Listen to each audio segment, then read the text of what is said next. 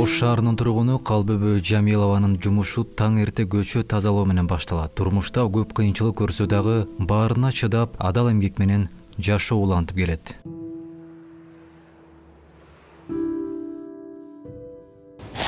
Барлык ичип, саат 5-те чыктым бүгүн. 4:30 дагы чыга беребиз, бирок бүгүн 5-те чыктым.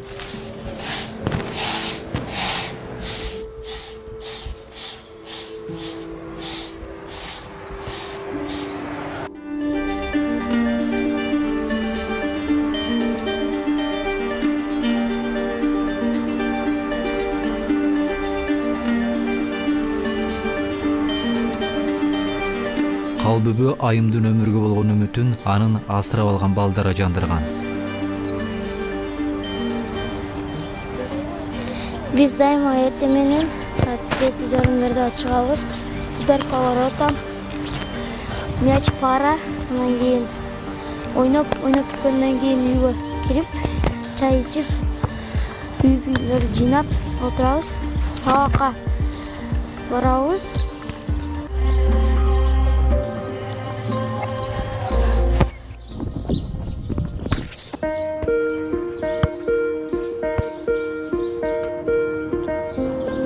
Мен келечекте райондогу окшош күчтүү футболист болгум келет.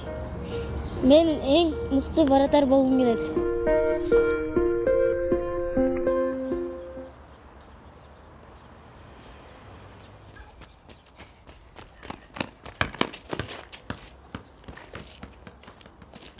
Жакшы ойнодуңарбы? Ал.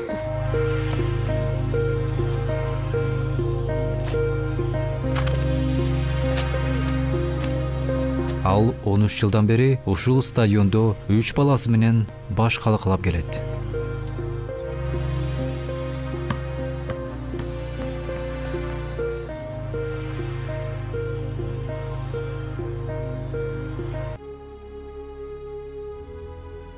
Ушу менин бир кыз, 2 уулум бар. Кызым камерага түшкөндөн чоңоюп калган үчүн уялат. Кетип калыптыр мектепке. Мына балдарым эртең менен тренировкага барышат, үй жумуштарын кылышат. Азыр мага жардамчы булар.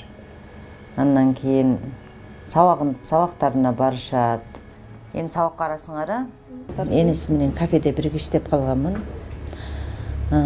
Коңшу болуп жашаганбыз, күйөөсү бар болчу. Ошентип жашап жүргөнүбүздө баягы кыз өзбекстандык болчу.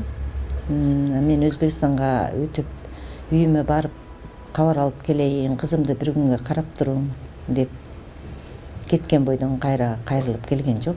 Күйөөсү кыргызстандык болчу, мен тааныймын.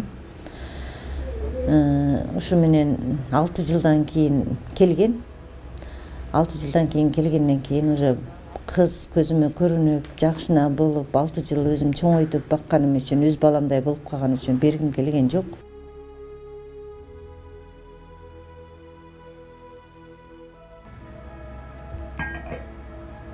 Уборса болуп келип, стадионго келип калганмын. Келгенден кийин ушу жерде жашап, кызымды ушу жерде чоңойтуп, ушу жерде багып жүрдүм. Кызым ошондо келгенимде 1,5 жашар болчу. Стадионго келгенимде. Анан кийин бир укам бирөөгө үйлөнүп, алыс эле туугандарыбыз болчу. Үйлөнүп туруп, ошол баягы аялыга бала экөө ажырашмакчы болгондо мага бала керек эмес дегенде баланы каяка беришин билбей, сиз багып турсаңыз сизге акчалар салып турам деп ушу менен ал дагы келбей койду. Кийин 3-чү балам келди. 3-чү баламды дагы мурда бакканмын, нянка болуп жүргөнүмдө. Кийин алып кеткен апасы, апасы дагы баягы турмуштан кыйналып, баягы карыз болуп кетти, эмне деп бурукерлер үйгө чейин тапшырып, кайра алып, анан кийин ошентип карап туруң деп өзү ол кыз мен аяш кызым болчу, апасын таанычумун. Ошентип таштап кетип, анан кийин иши жүрүшпөдү, не болду, баланы кайра бакпай ошо ойдон жок, баягы дарексиз жоголуп кетти. Ошо ойдон багып жүрө бердим. мектепке бердим. Ушинтип 3 бала ушинтип келип калган мага. Булардын кичине малында интервью бергенде эч качан балдарды багып алдым деген эмесмин. Күйөөм жок 3 балам бар деп гана интервью берип жүргөнмүн. Себеби балдарды менден тартып кетет деп. Себеби энем эрим менен чоңойгон менен детдомдо чоңойгон балдардын психологиясы 2 xil болот. Үйдө чоңойгон бала башкача чоңоет. Азыр эми чоңойду, акыл эстерге кирди, ак караны тааныганда мен өзүм айттым балдарга. Кийин баары бир угуп, баары бир билгенде буларга оор болбосун деп, азыртан көнүктүрөйүн деп, бардык башымдан өткөн окуяны балдарым айтканда туура кабыл алышты. Бирок баары бир сиз дагы апабызсыз деп кичинесинен мен чоңойткон үчүн булар анча мындай чужой экенимди сезбейт. Калбүбү айым балдарды кичине кезинде мындай шартта аларды чоңойтуу бир топ кыйынчылыктар менен коштолгонун айтат. Кичинекейинде аябай коркот элем. Себеби мына жерден үйүмдүн мына чекелеринен трубадан муздак суу өткөн. Мына муздак суу азыр ороп койгонмун. Баягы жазга чейин сыртка от жагат деп мага плиткаларды койгондо сырттан ичинен муздак, сыртынан ысык болуп туруп баягы ным болуп, дубалдар көкмөк болуп көгөрүп кетет эле. Азыр ороп коюп көгөрбөй калды. Ошо малда баягы балдарым кичинеси үчүнбү же акылым жетпегенби трубаны орогонун билбегенмин да. Асырап алган балдарыңыздын өз ата-энелери кийин сизге кайрылып баланы алып кетебиз деп сураган жокпу десек, мындай деп жооп берди. Кайрылат, бирок бул өзү алып кетем дейт. Алып өзүмө аламын дейт, бирок бул көнбөйт да.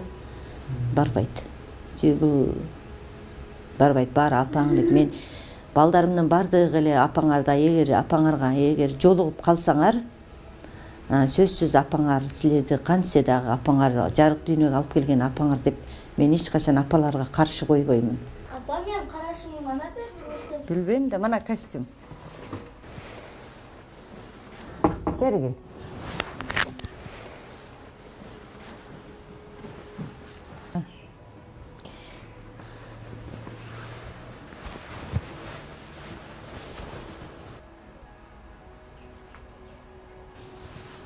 Бул өзүнө өзү аябай жакшы көрөт. Кээде эле кийимдерин таппай калат. Так өзүнө аябай неме кылып жүрөт. Бул жасанып. Эми менин балдарым чоңойду. Мына кызым 8-класс болду, бергиси 5-класс, 6-класс болду. Мен дагы эне катары максаттарым бар. Үйлүү, жайлуу, мындай үйлөсөм. Мамлекетке кайрылдым, телевидение аркылуу канча жолу кайрылдым. Дагы бир жолу кайрылып атам, ушу мамлекетке, ушу үй жагынан жардам берсе. 50 жаштагы Калбүбү Жамилова буга чейин турак жай алуу үчүн тиешелүү жерлерге бир нече жолу кайрылган. Бирок эч кандай жыйынтык болгон эмес. Кыялындагы турак жайга жетмейинче минтип тамандан сыз өткөн чакан 2 бөлмөдөн турган жайда күн кечирүүгө аргасыз. Болуптура, жакшы окуп келгиле. Пока.